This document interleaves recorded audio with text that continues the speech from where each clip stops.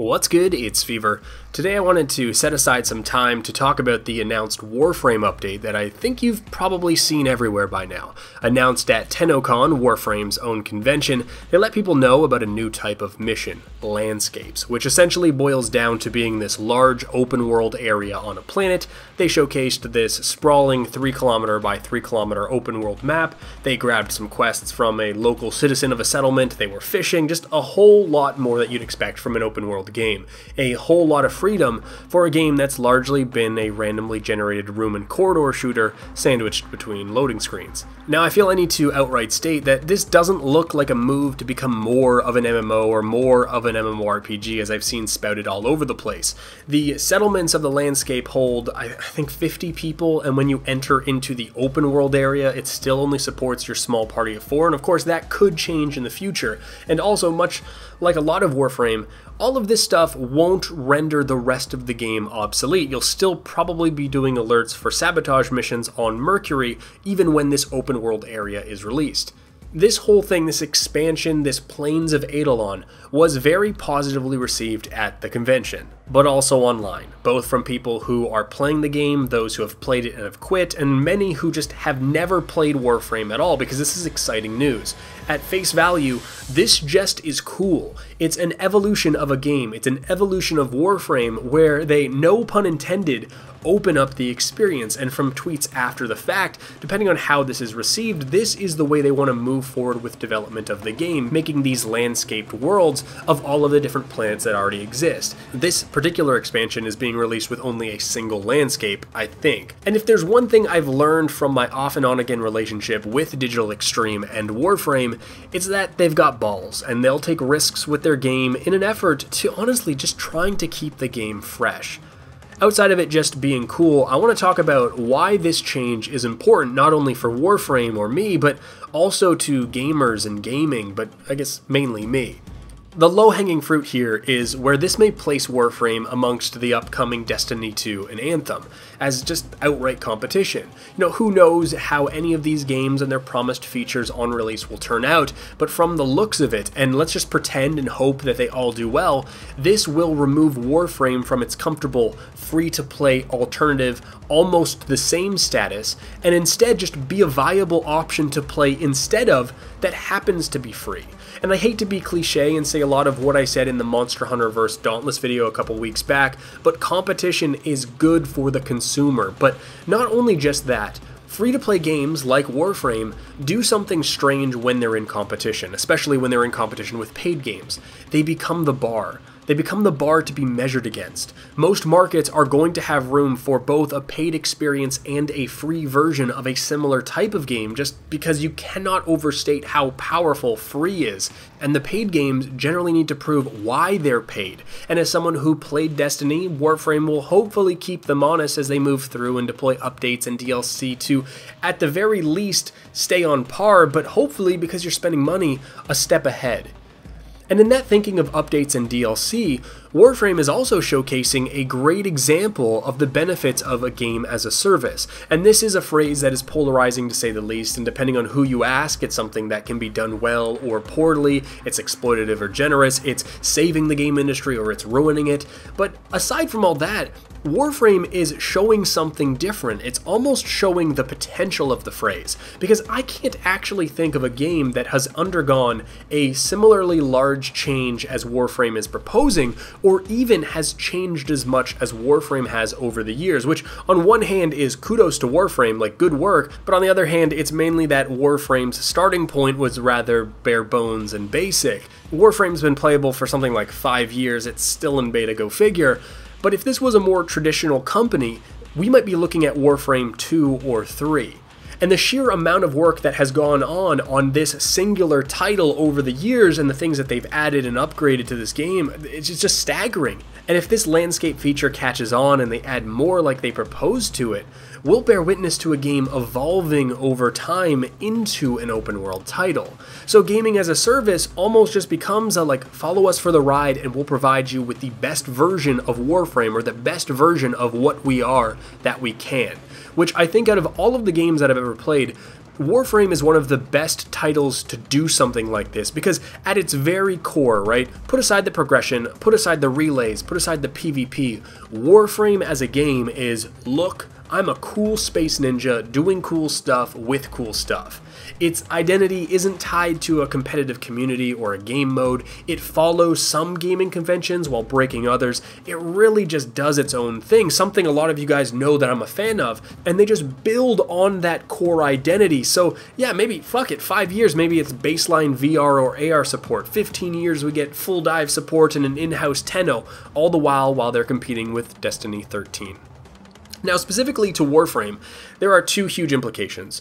The first is that the open world gives them much better tools to tell stories. And yeah, I know a lot of people aren't playing Warframe for any sort of the story there, but I have to say, I've always admired the striking aesthetic and the style that Warframe has, whether it's from the actual frames, or the relays, or the tile sets, or the enemies. The Void especially is kind of my favorite. And in the trailer where the two villagers cut that piece of flesh off the wall, I've been around Warframe for so long and generally don't care about the story, but when I saw that flesh fall to the ground, I'm just sitting there going what the fuck is actually going on in this game? And over time, where maybe Warframe didn't start off as this sweeping narrative or had airtight, really thought out lore, I think especially more recently, whether it's the current cinematics that they have or the quests or even the codex entries on all of the different items, you can tell that there probably is now a really cool fleshed out story to tell. And outside of the yearly cinematics they release and the missions we've already done many times with some new voice lines overlaid, the way that they can tell stories currently is limited. And the open world is just going to be a much better tool to tell those stories, and they even mentioned it at the convention, just seeing the people you're supposed to be helping, seeing what happens instead of just being told it happens, adds this real sense of context, and that's going to be huge in its own right. I also wanted to touch on briefly that, yeah, Warframe has changed a lot. System revamps, system additions, new enemies, truckloads of weapons, relays, new progression systems, movement updates. So much has changed.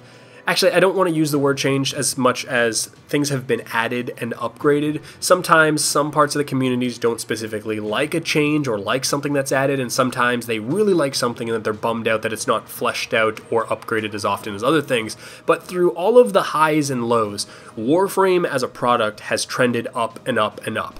It has just gotten better and better over time, and something like this announcement, more so than Parkour 2.0 or some new frame to test out or even a graphical update, this is the type of announcement that will bring people back to the game to try it out again, even if they had played it prior and wrote it off or just never did or never gave it a second look.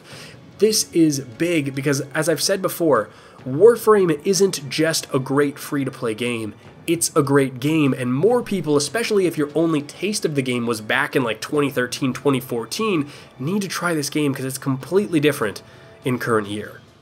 And kind of on top of that, something that I underestimate all the time as well, is that there are people who just love open world games, and there aren't many, if any, good quality non-MMORPG free open world games that exist. And for me, this might deserve its own video, but I can't imagine Warframe falling victim to the open world genre. And what I mean by that is that there are games with an open world and there are open world games, okay? Almost as its own genre, the Ubisoft Special series of breadcrumbs to move you around a map, the ton of collectibles, vantage points, an entire map that's largely a checklist with reasons to go everywhere once and reasons not to go other places. Now, my thinking, I generally see a lot of these open world style games as mini-putt courses where, yeah, you can see everything. You can see that mountain in the distance that you could go to, you can see hole number 9 over there, but you're really only concerned with your immediate quest or objective or your hole. And even though it feels and looks free and open, the game is still quite linear most of the time as you move from point A to B to C to D, as you're being moved or directed with an arrow or a marker or more recently some type of X-ray vision or smell trail or something. And even though you have the ability to go everywhere, a lot of games will put in these sometimes physical walls, but a lot of times progression-based walls, or in the worst case scenario, invisible walls, that even prevent you from exploring if you so choose, that don't really come up a lot because in these games you don't spend a lot of time exploring. And if you've ever tried to linger in an open world game after all the objectives are done, you find out that it's not quite that fun. It does get boring because the game existing in the world isn't conducive to spending time in it once the external reason to be there is over. And yeah, there are some exceptions to that rule. Zelda is just a joy to play. Grand Theft Auto 5 is its whole other thing. Just games that are fun to actually play and you don't need the external reason kind of sidestep this. Whereas I think the action RPG elements of Warframe will prevent all of that, but where I'm really excited is because Warframe, at its core, like I said, yeah, it's being a space ninja, but the gameplay loop is very much about obtaining these huge amounts of heavily varied materials from sometimes incredibly specific loot tables that can amount to specific chests in a specific room or a randomly generated area. So much like a game like Diablo or Path of Exile, where someone might run Pindleskin or the Ledge 100 times or fully clear a map looking for a rare or unique mob, you might actively search out and be excited for a Grineer dropship, where the same dropship type thing in Final Fantasy 15 made me run as fast as I could to prevent that fight from occurring because there was no point.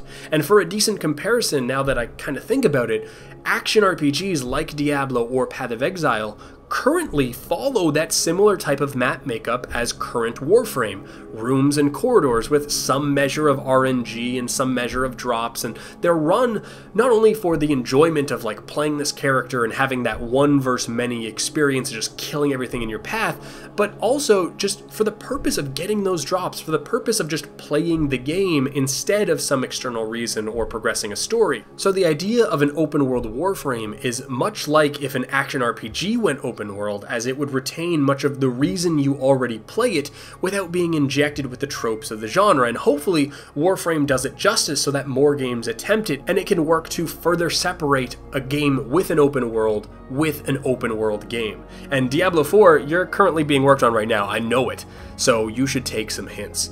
I'm just so sick of collecting 100 feathers. And I want to go ahead and add at the end here that, look, I loved this announcement of the open world game. I think Warframe in an open world environment could work so well. But my favorite thing that they talked about in the convention was not only the appearance, but the idea behind the day-night cycle that is going to appear on these landscape levels. The idea behind them is that when the lights go out, when the sun goes down, the worlds become dangerous, and they showcase this huge eidolon, this huge monster being unleashed. And the devs have outright stated that these will exist to bring players the challenge that they've been asking for, but it really gave me this like Dying Light vibe, which is an incredible game where there's almost like this duality to the experience where when the sun's up and when the sun's down, you play the game completely different, and I loved it, and I just can't wait to see how it's implemented in this game. One thing I would love more in Warframe are difficult squad-based things to do that aren't just rooted in large health pools and higher armor values, so this really is something that I'm looking forward to. But that's going to do it for me. You know, I'm going to close out this entire video with a little self-shelling here. I've included my Warframe referral link in the description. There's no money changing hands if you sign up to it, hopefully just a couple extra weapon slots being unlocked, the same kind of bonuses you could get. But until next time, this is Fevir. Peace.